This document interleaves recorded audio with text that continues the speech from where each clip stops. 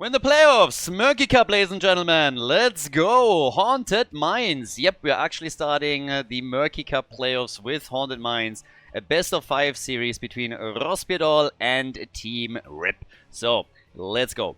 This could actually be, I mean, honestly, I expect some fireworks here, especially because we're now looking at best-of-5s too, and on top of that, we get Haunted Mines as our starting map, so it couldn't really be much better. Quick reminder, heroes can only be played once within the series, which obviously automatically means that we're now finding ourselves in a scenario where we're looking at potentially 5 maps with up to 40 heroes completely banned as we're entering the final draft. If we're getting there, we'll figure that out. But for now, as we are in draft number 1, one of the questions is still, will the teams also try to go for a couple of bounties? Are we just going to see them play this standard? There is a loser's bracket, obviously, here. So we now have the final 6 teams in all of this, and they are going to play for the title and also for the prize money. Also, of course, for the bounty pool money. And yeah, we're off to the races. At the same time, I hope for good games, because I had quite the day here. I mean, you can see at least this on the camera, but I had a bike crash today and I am not really happy. My entire right side is absolutely destroyed and I have more road rash. I have actually more road on me than skin at this point. So yeah, it was a lot of fun. Like, really nice corner, beautiful day, sunshine, everything. We're descending, big corner, I can see for multiple kilometers. I know, okay, there's no car coming, road is empty.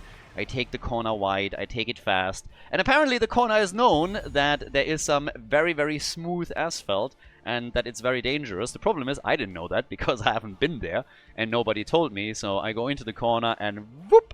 And for around 10 meters or so, I'm just sliding and collecting road, and yep.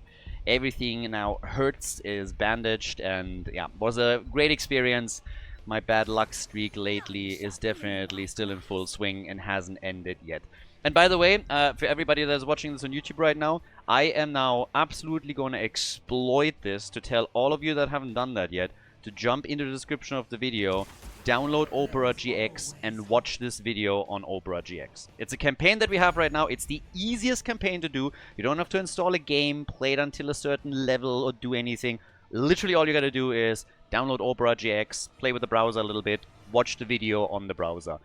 Browser is actually pretty fun, has a VPN, has also integration for WhatsApp, Discord, and other stuff. So again, toy around with it, but if not, just watch the video. The VODs in the browser, and that's already amazing. So with that, you can brighten my day a little bit, even after the crashes, because poor Khaldor is now sitting here, and everything hurts, and he's still casting just an hour or 2 after the crash. So you can use those 3 minutes to quickly download and install that bad boy. So, thanks. Now, with our draft here, we are starting things off with Gul'dan and with Auriel, which obviously instantly when I see an Auriel, I'm like, are we seeing some Cho'Gall action again? I would say probably not, but this is also Haunted Mines, so I'm a bit curious how the teams are going to try and play this. Sylvanas, by the way, banned for that reason too. You want to make sure that Sylvanas is just not ripping apart your top lanes while you're trying to go down into the mines and collect some skulls for the golem. Now, in the meantime, we got with Maiev and Vala already some pretty good action for them with a nice tether into some Vala attacks. I actually think last time that we saw Vala here, was that not an arrow build that was used? I mean, typically you would see an auto attack style. We'll see what they're trying to get away with here, but technically you could go for an arrow build now as well. There's our double support, so with Uther now in, that means that we might actually see Uther as our main tank. But yeah, side laner is still missing.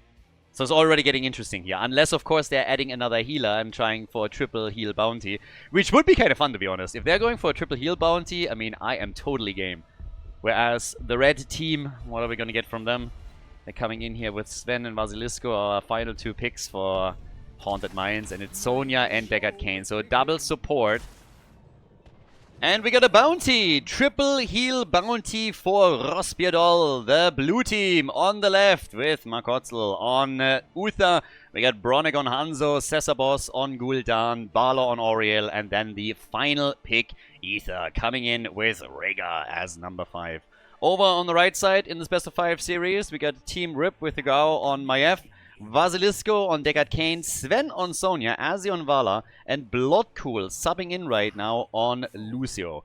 I'm honestly a little bit confused as what exactly is going on with the red team, because they are supposed to play some of their matches today, Saturday, and then some on Sunday, and they had problems with some of their players.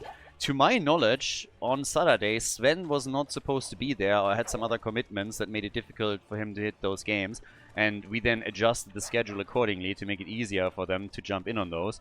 And then on day number 2, as far as I was informed, Krankle was the one that had problems and we adjusted again. But now we started the series and Sven is here and Krankle isn't. So I'm like, wasn't that supposed to be tomorrow? So apparently Krankle didn't show up and they needed a quick sub and went in to get Bloodcool. But lots of confusion here and Team Rip a little bit confused. Then again, they are on point when it comes to kills. They're jumping in and take down Oriel and Uther. So that's a quick double kill against the blue team. And Ross Piadol is losing a lot of ground on that bot lane already. I talked a bit about Vala, by the way, during the draft, and now as he has done exactly what I just highlighted, so we're not seeing an auto attack from him, but Vala is indeed going into an arrow build here, which can of course then also be used against the boss, against the big boys, and in the mines to try and lock some skulls in a bit quicker. As the camps are being focused, Team Rip is making a solid play here for the topside pumpkin camp after they already claimed the one at the bottom of the map. And I think they might be able to lock this one in. There's the tether and the healers. They're doing their best to keep everybody alive, but the team is starting to lose hit point quickly. There's a lot of sustain, obviously, that is coming from the blue team here. But yeah, they weren't able to hold this one. They have stacks coming in for Hanzo, for Gul'dan. They really need to have a bit more here. But on the other side, even with the double support, there's obviously lots of sustain for Team Rip. And then you have with Maiev and with Sonya a very aggressive setup too. So the lineup that they're playing here is hyper aggressive, and I'm not quite sure if the triple heal can really deal with this. It is cool though to see, even in the playoffs here, one of the teams trying immediately for a bounty. So yeah, that's pretty sweet. Now down at the bottom of the map, Gul'dan still doing a bit of work. Obviously him with all of that AoE clear that he has. We'll see how much damage he can do, how quickly he can dominate that lane and burn those waves down. Uther starting things up with a Silver Touch here on level 4. Obviously, when we're looking to Rhaegar, we now have also a build that is heavily focused on Lightning Shield. If you play a triple support, you need to adjust builds a little bit. You need to make sure that you have at least a few more tools on those supports, and I suppose we're going to see that also at level 10. Highly possible that, for example, someone is coming in and says, okay, we go Divine Storm here. We are going to try and just simply get some stun combos going and some stun chains, and then we're playing around with that. So, as is, we now have a couple of stacks coming in for Vala, so 6 stacks for her. Still needs to get a little bit more on this top side. Yeah, with the mines now open, we have Rhaegar immediately entering the lower level. And down at the bottom of the map, obviously, Vala is already starting to get busy. Has to be very careful, though, that she doesn't run into the blue team here, who have essentially taken over the left side of the map. So, to me, it's still wild that we have Haunted Mines as a starting map. This is a map that we've seen in the tournament so far once. We honestly just added it a little bit for the lulz as well. It replaced Brax's Holdout because nobody likes to play Braxis, and I was like, okay, we can just replace Braxis with another map that is highly unlikely to being taken. But if it gets taken, then it's going to be a lot of fun, and that's exactly what we're seeing here. So it would be cool if here in the playoffs, where we have best of 5s, we would see a little bit more of that. I would certainly like that, but time will tell. I guess it depends also a bit on how many matches we have in the playoffs, you know, that go to the final map. And I also would expect that when we're entering game number 4, game number 5, chances are that more bounties are going to be played, with every hero only being allowed once within the series. You start to thin out that hero pool quickly, and then some of those bounties become actual options and heroes that you could play there. So, yeah. Now, down at the bottom of the map, Sonya, again, working on the next pumpkin camp. We now have 46 skulls against 54. So both of the teams very active around the objective. Roughly a 50-50.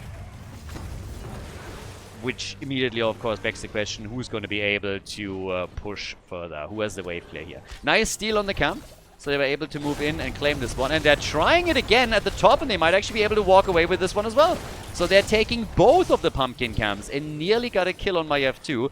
Pushed her back, but that was definitely a great rotation. Go down to the bottom, chase Sonya away and steal the camp, and then go towards the top and do the same thing right there.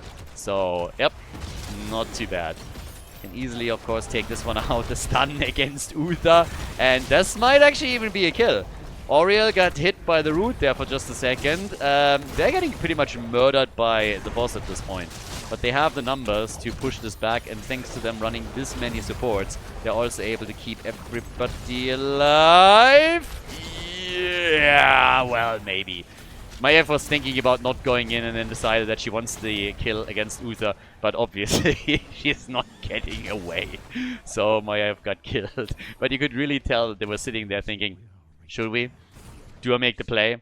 And then they decided, okay, it's time. Let's just go in, take it. And if I die in the process, it was still absolutely worth it.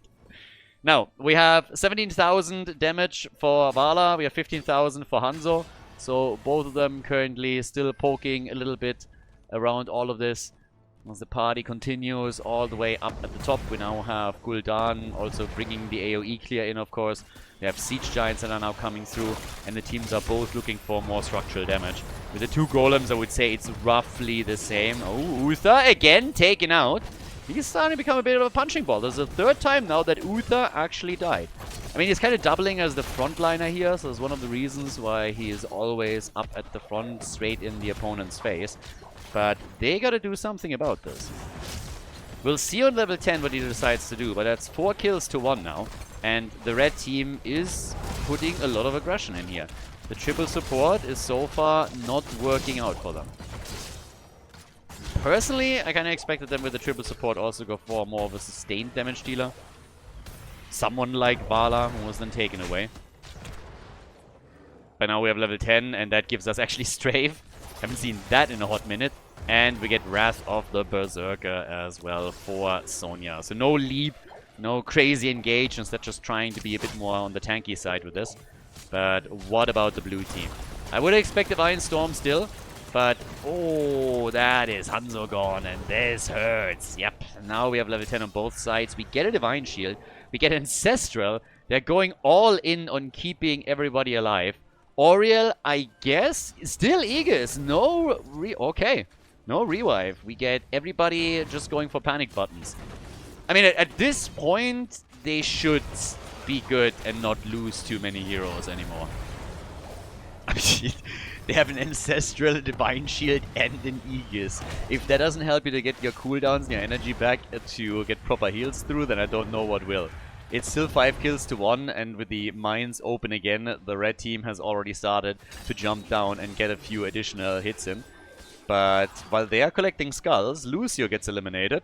That was a little bit too far out here, so he gets dropped. And that puts the blue team into a position where they have the superior numbers, and are immediately trying to use them against Maiev, who is able to get away at least. So, Maiev is able to get out. But we have 42 skulls already for the red team, which isn't really too bad. It depends a bit on who gets the big one. If Rospedal now is able to go and get the big golem, then they will walk away with a solid number here, and we'll get the bigger one too. Question is just simply if the red team is willing to go for that. And let's not forget, the red team has already taken down one fort. Topside fort has fallen, and now while the golem is taken down here, Sonya is making a play there. So yeah, all the way down there, boss gets attacked, and they grab it. And over here, Rhaegar coming in for a quick nibble, and with a bit of a bite. Hanzo saying hello too, and Cesapos looking for Horrify, but yeah, is not able to get one. So, Hanzo still working on his level 1. Same is also true for Rhaegar. Rhaegar sitting at 109 stacks. We have 19 stacks for Vala. Oh! Horrify into an arrow, but it didn't hit Lucio. I think that was the intended target. And, well, that's 2 cooldowns that they just now burned, and where they didn't get a whole lot out of it. So, as it stands, we have the potential push, but level 13 talents for Team Rip are definitely reality that the blue team will have to face in just a moment. For now, though, they're just defending at the top. This is really where Vala also becomes super handy. she can do tons and tons of damage here on this one and quickly burn it down. She went obviously for Monster Hunter on level 7, so this is helping them to really burn down golems that the opponent takes. So Vala with an arrow build on this map can be extremely helpful, and that's what they're, at least for now, utilizing her for. Now, at the bottom of the map, just as a bit of a comparison, with this fort already taking damage earlier, it's now fully destroyed, so this fort is gone. And this is the second fort on the side of Rospedol that has been eliminated. They lost the top lane, they lost also the bottom of the map. And, yeah, for the red team, things are going pretty okay. They're having experience, they're having kills. Structurally, they've taken the lead. Last few team fights might not have been that great, but it's still a big question whether or not the blue team is now going to be able to finally make some moves here and, yeah, take some heroes out. They want level 13 first before they make any kind of move. But yeah, time will tell now. With level 13, they can at least fight on even talent again. Once that we're having the next set of mines opened up and the skulls in, I suppose we're going to see more of a bigger battle. Those bad boys scale, and now we're 11 minutes into the game already. So for Uther, we're getting well met on level 13. We also get the Earth Shield, so the build continues for Rhaegar. And Gul'dan gets the synergy with his Fell Armor and his level 1 talent that he completed, of course, a while ago. But here comes that fight, and immediately we're seeing a focus on Maiev. Uther, oh, Divine Shield even. The arrow missing again. That's a bit of an issue. By the way, one thing that I want to quickly highlight too is, keep in mind, if we go to game number 5, heroes that you see can't be played again, right? And in game number 1, we now have 5 healers played. 5. 3 on the blue team side, 2 on the side of Team Rip. That's not gonna create problems in game number 2. Very likely not even in game number 3. If we go to a 5th map, there is a chance actually that we are going to run out of healers. So just saying, with them playing 5 healer in the first game, this could have an impact. Now, if this ends up being a 3-0 for one of the 2 teams, then that's obviously not a concern. But just saying, keep a bit of an eye on this. Rhaegar gets eliminated, didn't even have time to drop his Ancestral. You guys remember the time when Blizzard decided that was an amazing idea to make sure that Rhaegar can't use his Ancestral on himself? Good old times. Great idea, Blizzard. Like, yeah. Thank God that that's gone. So the fight at the top, horrified. They couldn't get Sonya. It seems just like Rospedol is not able to get kills. Having some really tough time with this. Deckard Cain, stay a while and get wrecked. They're wrecking Hanzo, he dies again, and now they are absolutely chasing them down. Oriel is gone. They get the disc on Uther. He's likely going to fall as well. Level 16 talents are in for Team Rip, and their comp is looking solid. They're coming in with another kill, take Gul'dan down. That's a 2-level advantage for them, and they're already straight at the keep at the top lane. Rospedol might lose the first keep here. And they have only Rhaegar to defend, so they're really starting to fall farther and farther behind. It's not only the keep that is getting attacked. Sonya has moved down to the lower level once more and is getting skulls for the team. So with the top side keep now eliminated, yeah, the next push could go straight for the core. So this could be a huge problem. Currently, we have, at the bottom of the map, we got Sven. They already have 36 stacks. They're going to get a few more here. Vala with 38,000 is roughly on the same level that we're seeing from Gul'dan here, who is, of course, just way ahead of everyone else when it comes to his siege damage with the build that he's using. But again, that's not all. They need a little bit more out of all of this. First of all, the blue team really needs a bit of a win. They're going for a short distance arrow from Bronek. There's the Horrify, and finally they get Maiev. Hell, it was about time.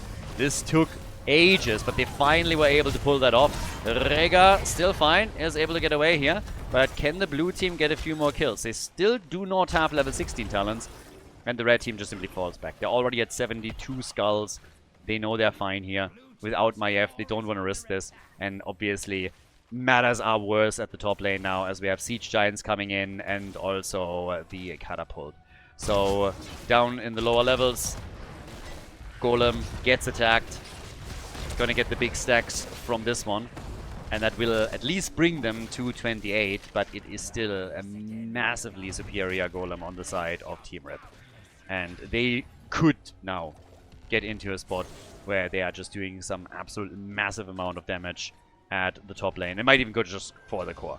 I mean, again, it's traveling through the top lane. If you're confident they can break this, then this is the moment. And you can already see them getting into position, pushing the lane out a bit, and just trying to get to a spot where they can go straight up for the core. Now, we have level 16 talents on the other side now too, so at least the blue team is going to be able to defend. But the fight is starting before we're even looking at the objective. So, yeah, the arrow again, dodge. Bronek really not having a whole lot of luck with his arrows. The Horrify, on the other hand, a little bit better, but Rhaegar falls before they can kill Maiev.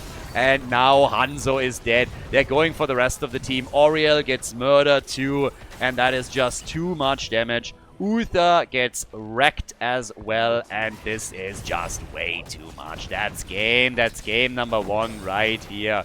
There's only Gul'dan left for defense, and he won't be able to hold a candle to this. The attack is coming, and this, ladies and gentlemen, is the lead in the series for Team Rip as they take down Rospjedol on Haunted Mines, our first map in the best of 5 series here in the playoffs of the Murky Cup. GG.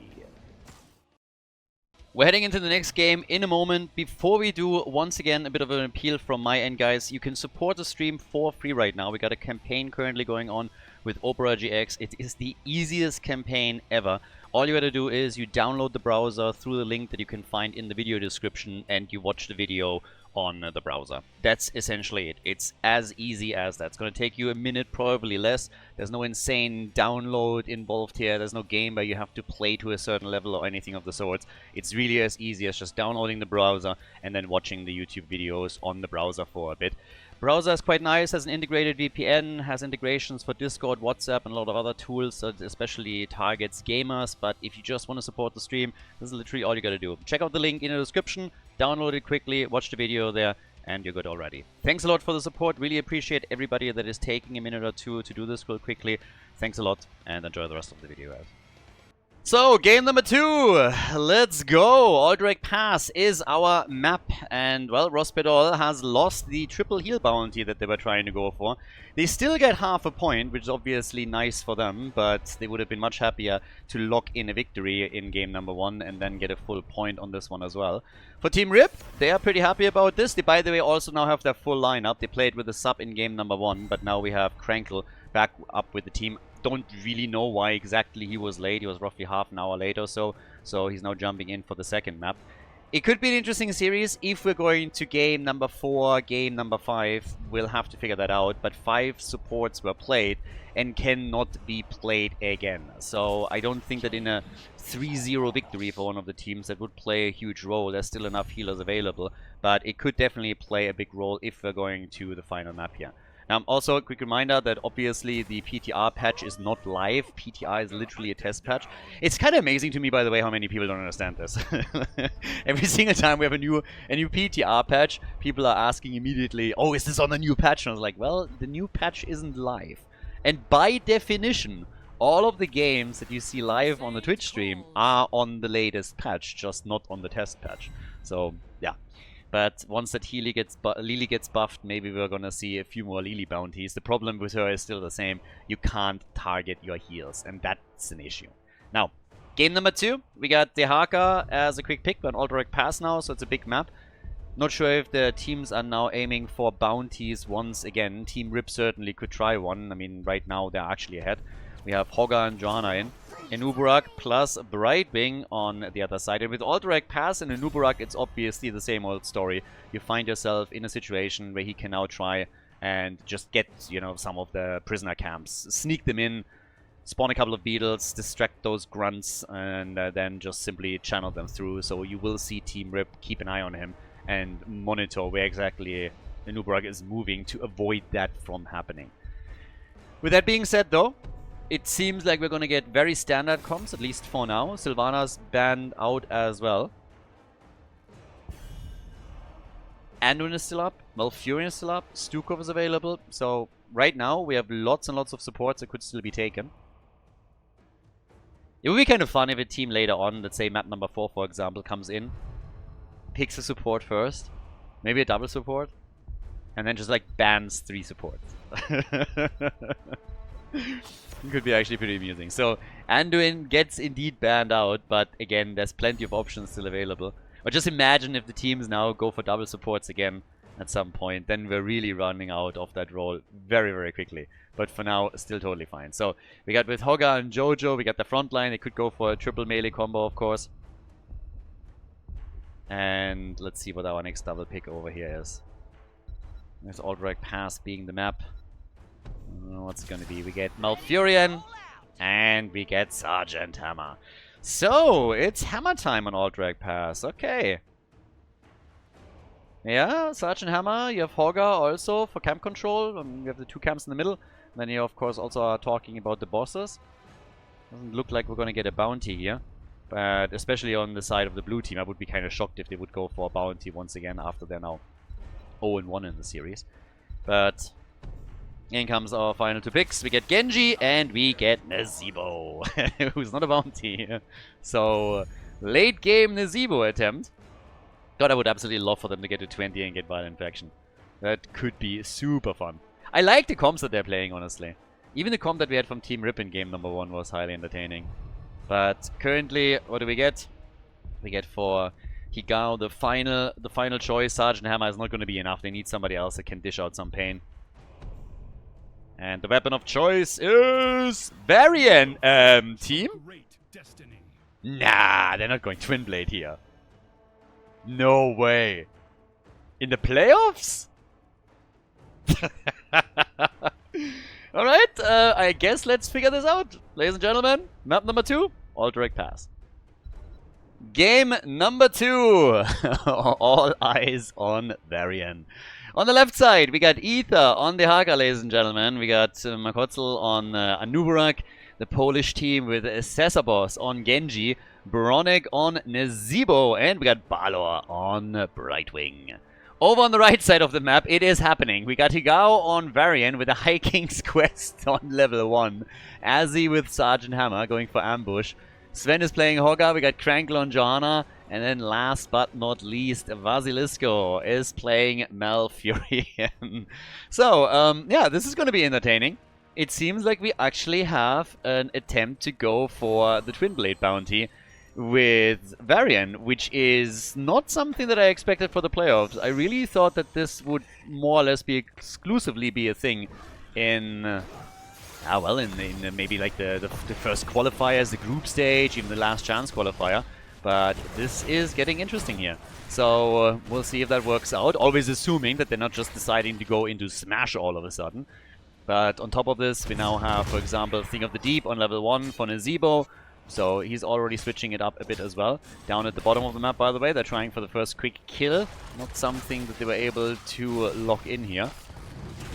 And Hogga is still sitting all the way in the middle.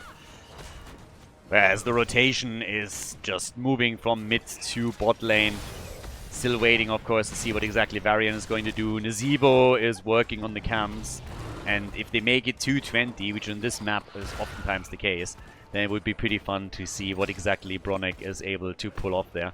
Late game Nazeebo can be an absolute treat, but obviously you have to be able to get to that late game in the first place with decent stacks, which is not all that easy. This is where Nazeebo gets his massive power spike, but you need to give value to the team before you are in that position. So yeah, that's the thing.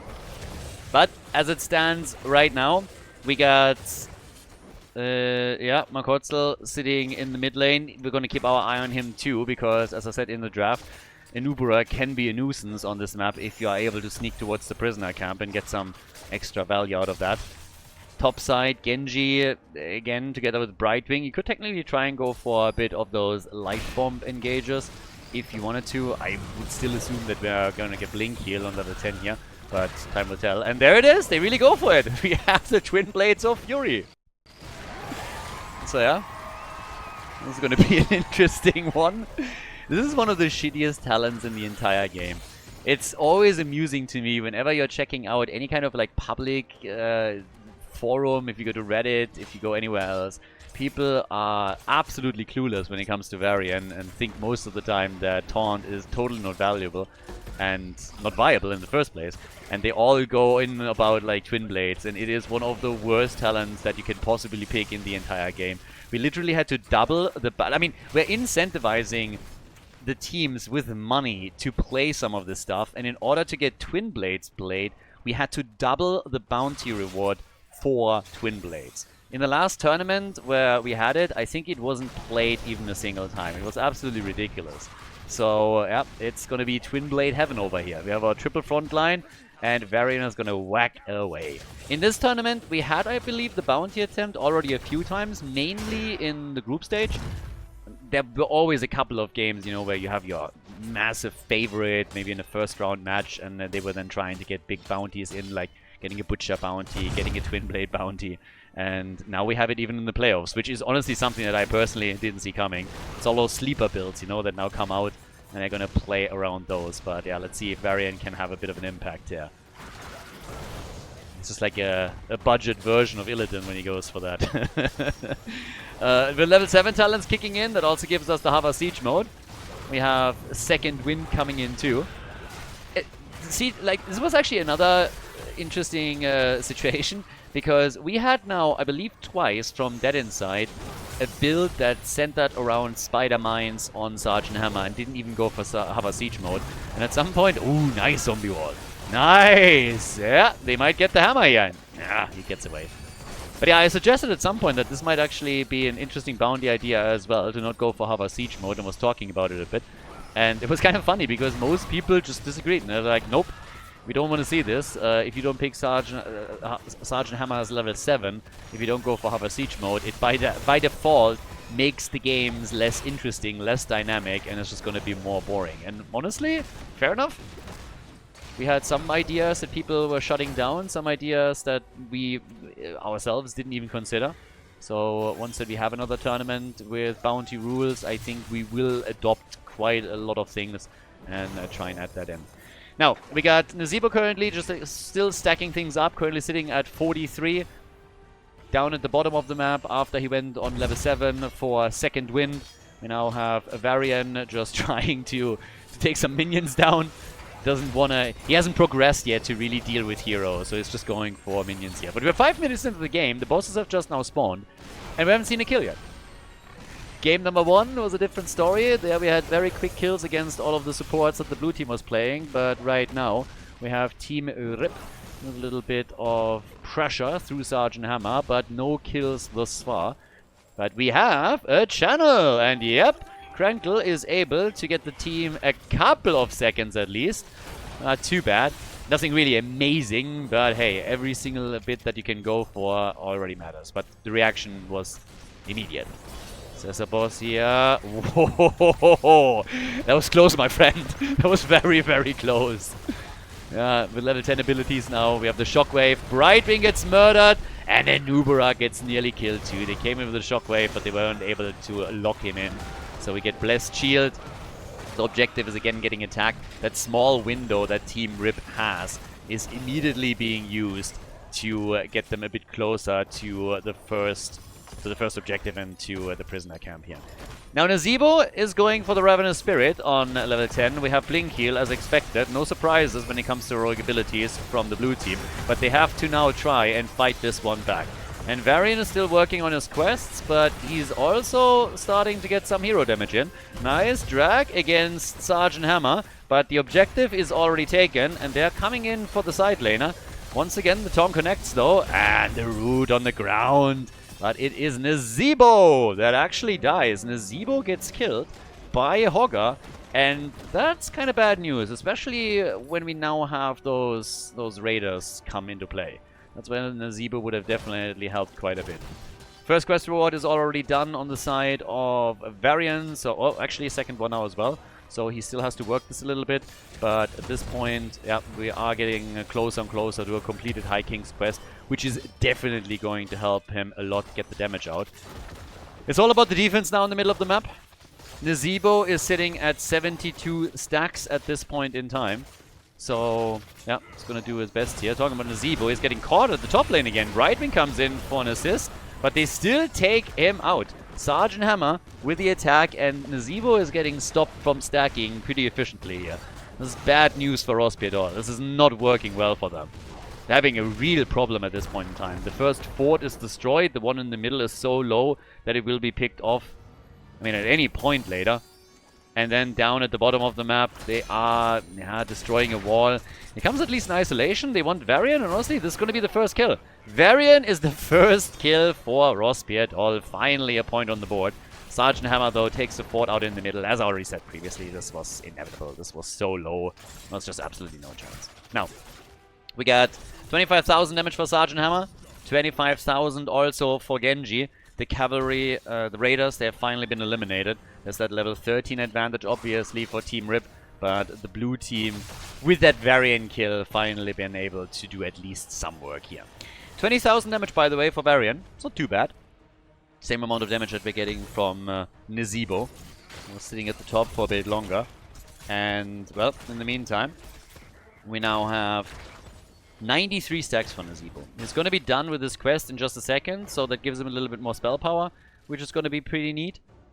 Just to get the damage out there. But obviously, they need to also work very hard to get to the threshold so that they can use Vital Infection in the late game. But they are on level 13 now, so there's 7 levels that they're missing and 73 stacks. So Nezebo is going to do his best in this situation to try and get to that point as quickly as possible. Maybe rotate between the lanes a little bit and just do his thing.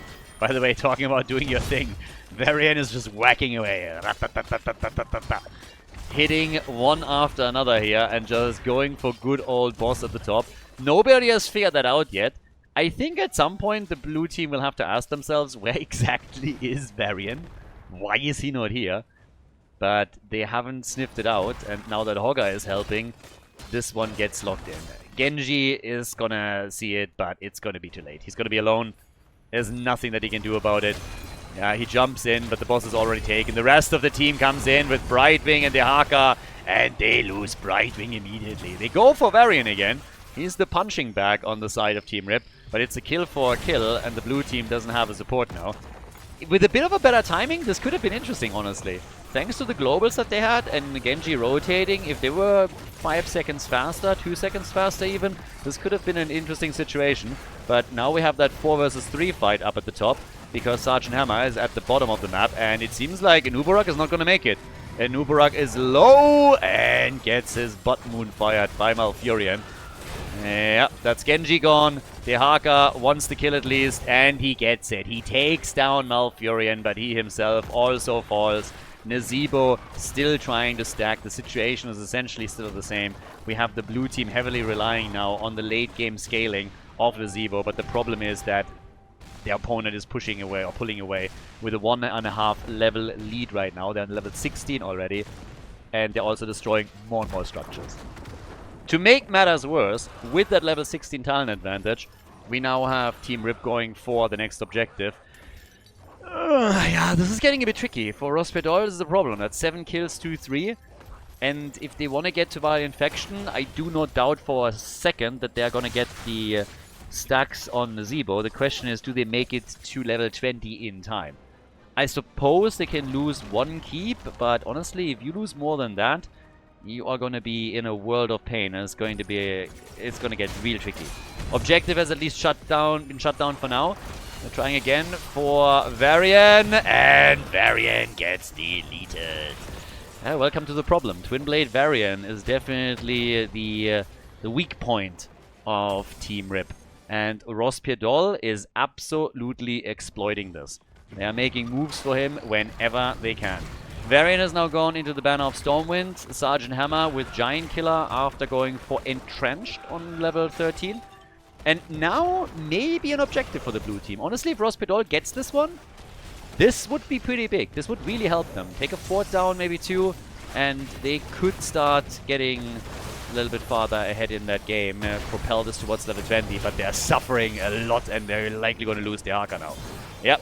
Dehaka is gone. There's the stun from Hogga. But with Genji saying hello, they might actually be able to take him down. Yep, Sven is fully cornered here.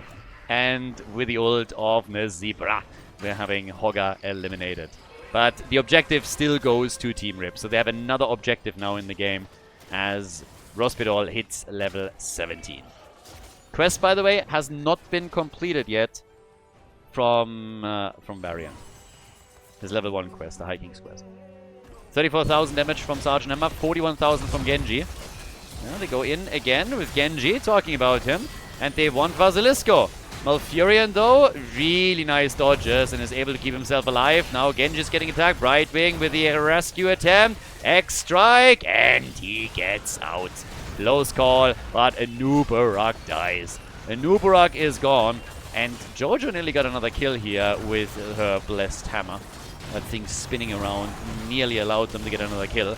But with the objective, they are now just going for it. They want some keeps here, and they are looking great. The blue team needs to go to 20. It was always a game where they needed to head into the late game. And currently, it just doesn't look good for them. We have Team Rip on level 19.5. They're going to get the first keep for sure. That's one armor shield removed. And even with Nazeebo now about to hit the threshold on his baseline quest, they're just losing too much ground. They're losing the top keep now too, and this could very well end up with this being a push for the core if those keeps fall. Dehaka is now eliminated, for example. So him gone is a bit of a disaster. And the Gambit quest completely eliminated here now as well. Level 20 talents are just now in the hands of Team Rip. They get the keep. They can go towards the top, take the final armor shield out, and I just do not see how Rospedol is going to save their core here. Upgrade on 20 with Frenzy. Varian still doing his best here. Is at 30,000 damage at this point, but this looks more and more like a 2-0 advantage in the best of 5 series for Team Rip. We're going in for the core. Genji is gone. That's 3 defenders. They're losing everything.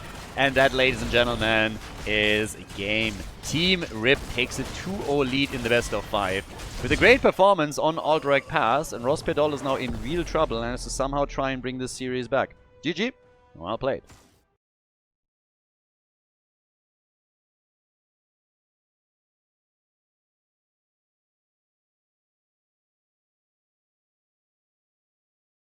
Game number 3. This is actually match point.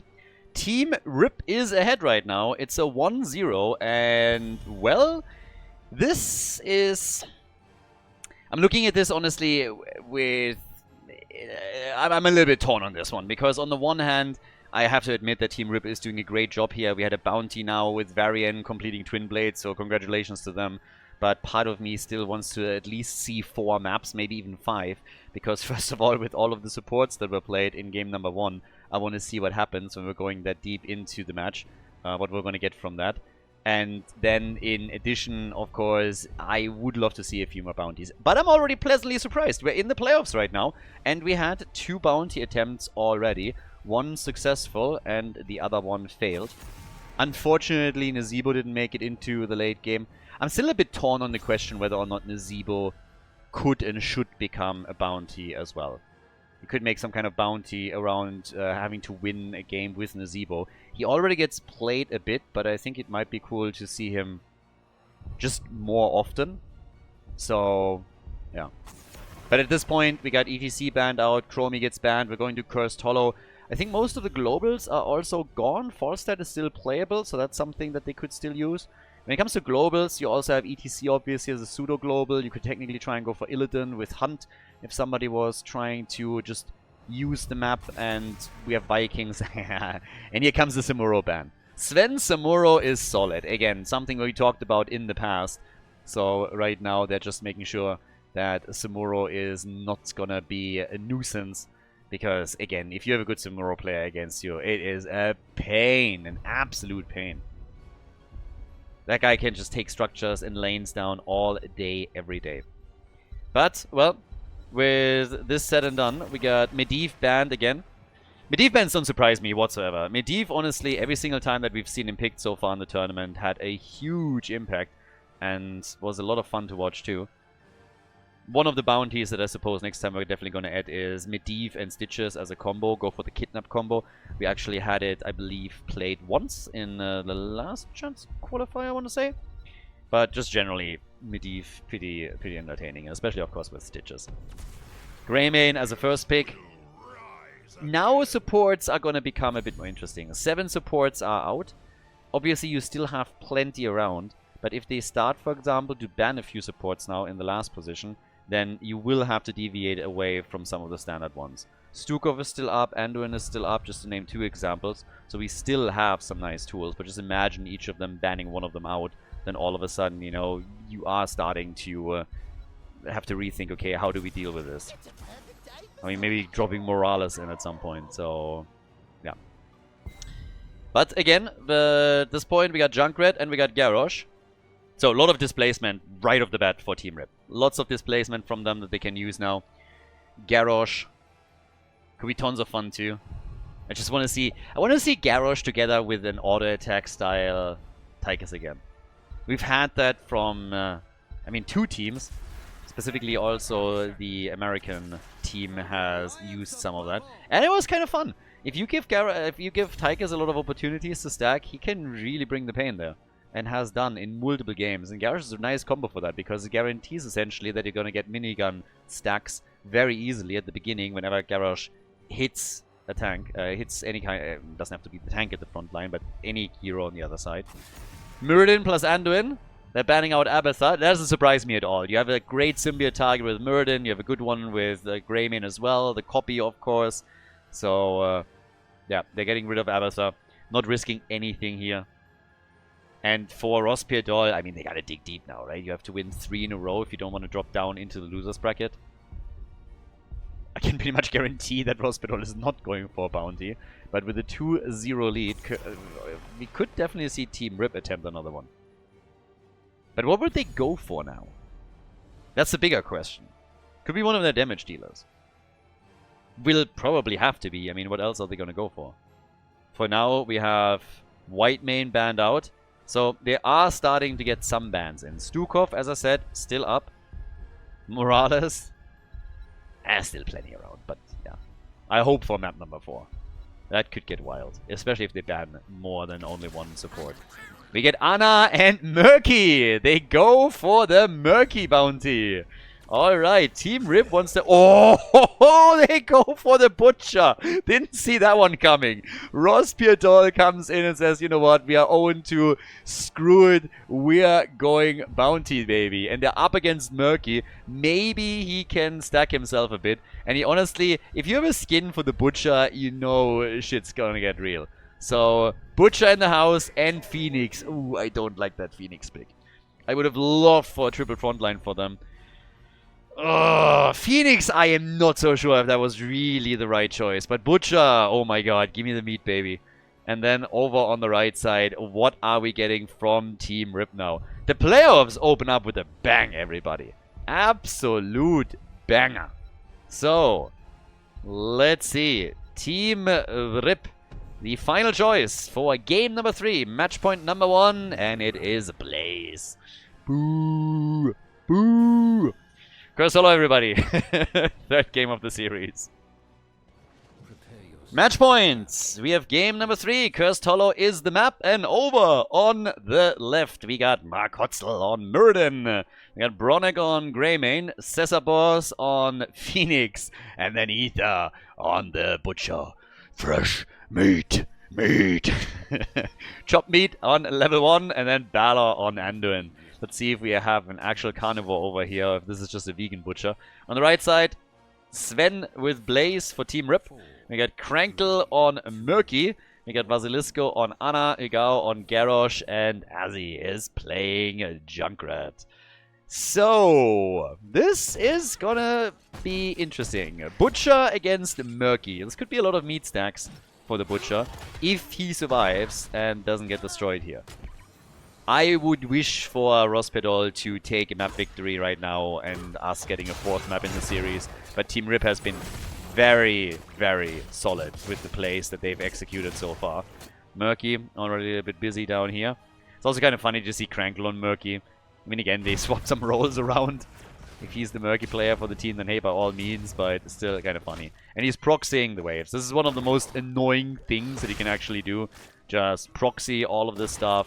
Take that out, and even commits honorable Sudoku right there, just making sure that if the Butcher, for example, rotated in, he doesn't immediately get some stacks. Ether, talking about stacks, hasn't really gotten all that much. They're trying on those waves, but they are ganking up on him. Ana gets attacked quickly. He's trying to charge away from the team, but the sleep dart connects, and that is a kill. Yep, that's the Butcher gone. Reset down to 0 stacks right now. And, well, that is not a great start for him. He hasn't lost a lot, but just him dying slows things down, of course. If you play Butcher, you have to be safe. You have to really make sure that the team coordinates well around you, that they're always letting you know when some heroes are missing on lane. You can see how this works out for you, but in this case now the Butcher is a first blood in game number 3. Now, down at the bottom of the map, Murky still doing his thing. We have with Murky, I mean, honestly, given the comp that they're playing, normally I'm a huge fan of Octograb. We could get March of the Murlocs here. But, yeah. Well, we got Ether in. So yeah, the big question, vegan or not vegan? Do you know how you find out if somebody's vegan? They're gonna tell you. All day, every day. I have nothing against vegetarians, by the way, but I have to admit that every single vegetarian and vegan, not quite the same thing, but every single one of them always says like, yeah, no, it's not that much of a problem. It's honestly not that of an inconvenience. And they're all lying, every single one of them, because every single time that you want to go with them to a restaurant or anywhere else, it's always like, well, they don't have anything I can eat, they don't have anything I can eat, we can't go there, we can't go here. So yeah, this might trigger a couple of people. There's a lot of really good arguments for becoming a vegetarian. I enjoy my meat, but the moral and like the moral arguments, I absolutely understand them, it's totally fine. But the pretending that it doesn't inconvenience everyone around you is, yeah, a little bit silly. But again, they're totally all right on moral points, but yeah, I don't know what to say. I like my burgers, and nope, fake meat is not nearly the same. I'm sorry. If you think about it, well, actually, hello, Murky, some stacks. Nope, Butcher still more or less. He's not vegan, he's vegetarian right now. He's at flexitarian. He's at 28. He's not really rocking the numbers, but he is at least nibbling a little bit. So we now have the... Oh, Greymane. No, just as they get the tribute, they're losing Greymane in the process. Yeah, and they're losing Merlin too. I was just about to say, Tribute 1 goes to the blue team, nicely done. They're stacking the Butcher a little bit and then they're losing 2 heroes within seconds. And yeah, that of course is making things tricky. Just look at the gap in experience that we already have through this. And all the power that they now have at the bottom of the map. There's a lot of really annoying stuff with Team Rip that the blue team has to deal with. I mean, not only do you have stuns from Blaze, you have the Sleep Dart, you have Garrosh, you have all those traps from Junkrat and the mines. So, yeah, Butcher, again, flipped around a little bit, tries to come in, and has to be very, very careful. I mean, that charge can be absolutely brutal if it's executed well, but there's so much mobility here, too. It's going to be Vasilisco throughout the game that has to be careful. And now Anduin is dead. They're losing too many heroes here. That's 4 kills to 0, and no! The Butcher gets eliminated once more. Yep, that is a quick kill. Butcher is gone, and he's now down to 26 stacks. 2 deaths on the Butcher, not even 5 minutes into the game. Yeah, this one is gonna hurt. But, yeah. Now, Team Rip, they're looking great. They have gotten 1 tribute as well. But they are looking very, very solid throughout the entire series so far. There's the next prep. And Muradin also in trouble, but here comes the Butcher. Are we finally going to get a kill? They come in with the entire team. Murky isn't here. The Merc Master is not with them, but they have level 10 abilities. That timing couldn't have been worse. Just as it finally looked like they're going to get kills here, they are losing heroes now. Murky is moving in, has gone for the March of the Murlocs. Actually, Murky is going for the next tribute. Ana is at least gone. Butcher has gotten some additional stacks, but if, oh god, if they had level 10 at that point too, they could have done so much more here. They want another kill, and they get it. They take Garrosh down, even with them losing Greymane. That's kind of worth it. They get more experience for a kill at this point. And of course, they're also getting the meat stacks for the Butcher. So that was not too bad. Fighting against the level 10 ability, usually very ill-advised. But in this case, they got value. They traded kills with the opponent, got more experience out of it. They got stacks for the Butcher. And now they have their own level 10. So this was not too bad. We have Light Bomb now. We have Lamb to the Slaughter. And they could get another kill here very easily against Blaze, and they definitely will. Anna's just leaving. She's like, yeah, that's hopeless. This is not happening. You're on your own. Blaze has no bunker and got absolutely bodied into that corner. So now we have 3 kills for the blue team, and they're getting some stacks. Now they got the Butcher now at 103. So, they're halfway there. Once again, a little attack. Garrosh, yep, gets the nano boost. Butcher's trying to get away, and Anduin is gone. Yeah, Murky is getting attacked too. Butcher got the... This was actually not too bad. He died, but at least he got the meat stacks. So over here, can they get another kill against Garrosh? And indeed they can. It's kind of annoying for the Butcher that he wasn't there. That would have been a lot. But now Phoenix is gone too. It's an absolute bloodbath on this map. An absolute bloodbath. I love it. We have the Butcher just going ham as best as he can, getting killed once again. 2 tributes on each side now. It's a wild game. 20,000 damage from Junkrat puts him in the top spot. The Butcher on 10,000. Again, hasn't completed the quest yet or anything. And we have 16,000 for Phoenix. Top side. Can he get... Well, he gets the minion wave. Can't really go for a Murky kill yet. But with 3 deaths already against Ether... Again, he needs to be a little bit slow on this. Has 120 stacks now. 120 stacks for him. Teams are starting to eye those bosses and think about potentially grabbing them. And with Greymane and the Butcher, we actually see Rospedol very quickly make a move for the top. Now, Murky and some of the red team's heroes are already on the way. There is a tribute spawning. This one is one that the teams have to fight for. But what about the boss? Is it going to be claimed? Garrosh is trying to move in, gets stunned out. They need to take this one quickly. And they are going to be able to pull it off. Yes, they get the boss. But can they survive the fight? That's the question. The Butcher didn't. Murky with the Murlocs. There's the bunker. They go for nearly the entire team. Everybody is getting destroyed here. Only Anduin survives. He runs the fastest. He has a lot of training. Everybody is usually, you know, practicing fighting, practicing trying to go into battles. Anduin is going for a run every morning. He employs the French defense whenever he can. And he is just fantastic at it. I mean, nobody runs away as quickly as Anduin. But we have 15 kills to 5 now. Level 15, nearly 16 versus 13, which Rospedol is going to hit in a second. The Butcher is down to 105 stacks. They got the boss, which didn't even net them a fort at the top. But now the fight just continues over here in the mid lane. And with the curse against Rospedol, the team is obviously in so much trouble right now. Butcher is coming towards the middle. They might be able to go for Garrosh, but they lost the first fort. Butcher slowly coming in. Where's that charge when you need it? They're going to shift the attention on Blaze, who doesn't have a bunker right now. Greymane's still alive.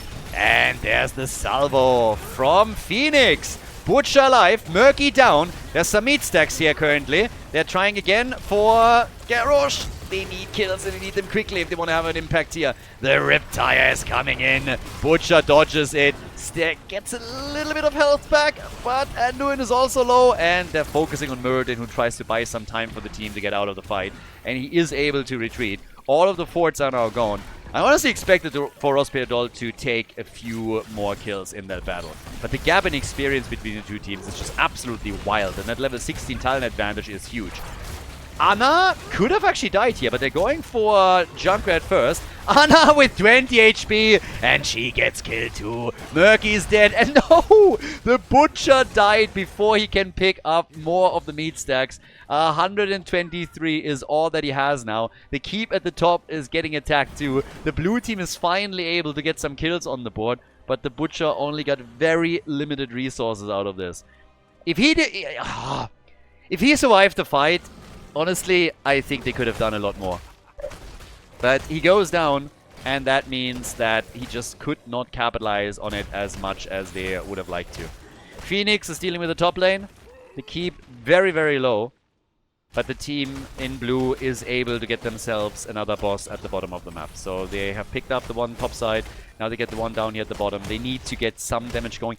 Honestly, if they get level 16 and they get a curse against the red team, they have a shot to bring this back. And 16 is now in. Which also means that Anduin has a double pull. So, yep. We got, by now, Enraged. And obviously also the Glyph of Faith. This is going to be an important one. If they can save the Butcher to survive one of these fights that goes... I mean, again, a lot of those fights, they have like 3-4 heroes dying. So if the Butcher survives that, then he is going to pick up a lot of stacks. And they really need him to complete the quest. He died how many times? 4 times? 5 times? Takes those minions out at the bottom of the map and that gives him a few more stacks. But they need to get more than that. The Tribute is now spawning at the top. And this is actually where the red team is now headed. Because they want to make sure that there's no chance for Rospedal to get back into the game. But we have to see that fight. And, well, if they can get some kills here, that would of course be amazing. But they have to be very careful with that wall and that fort in the mid lane. Especially with Garrosh being around. They're buying a little bit of time. And this should be a channel. This is a curse. They can't interrupt this. Not in time. The red team is going to be cursed. Question is, how much damage can Rospedal now do? Can they take some of these forts out? That needs to be the goal here. In an ideal world, you also get some experience, at least at the top lane, but they're already bouncing around with Grey Mane as they're breaking through the wall and through the gate. Yeah, Butcher also looking for some targets. Have to still be cautious that they're not getting too close to the keep wall. But we're going to see the fort in the mid lane at least fall. They should destroy at a minimum a second one. Top side will fall thanks to the minion wave. But if they can do a little bit more damage, that would be great. Butcher with the charge, just trying to get the stun out. They get another lock against Garrosh, and there's the lamb to the slaughter. Butcher gets attacked immediately. Immediately targeted again. Murky is gone. They try to go for Garrosh, and they just cannot get that kill. And the Butcher falls again. He's at 152 stacks, but they're losing Phoenix as well. That's now 2 down, and the chase from Team Rip. It's always so close for the Butcher here, but yep.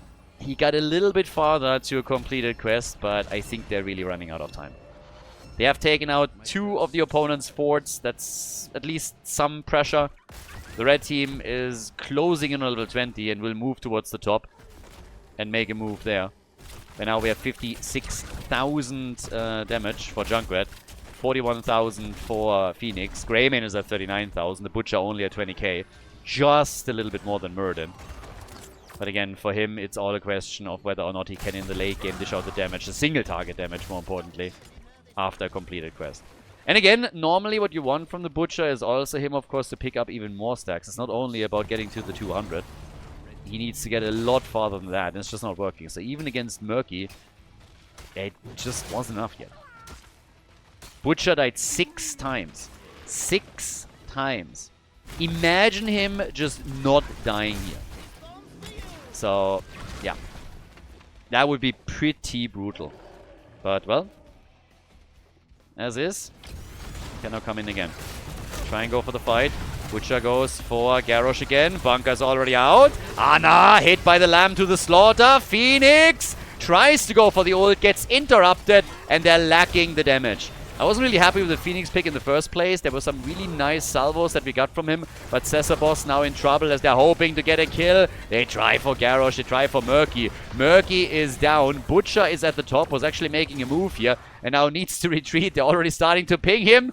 The grenade gets dodged. But can he actually rejoin the fight? He might be able to. They're all so low. Everybody is insanely low, but they can't get to the meat stacks. And with Garrosh falling, we also have Muradin eliminated. They jumped in again, trying to go for Junkrat. Ether is low, tries to get away, and the Butcher somehow gets out. But the boss is on the core, and the shield is gone. This is the moment where Team Rip is going to try and decide the series in their favor.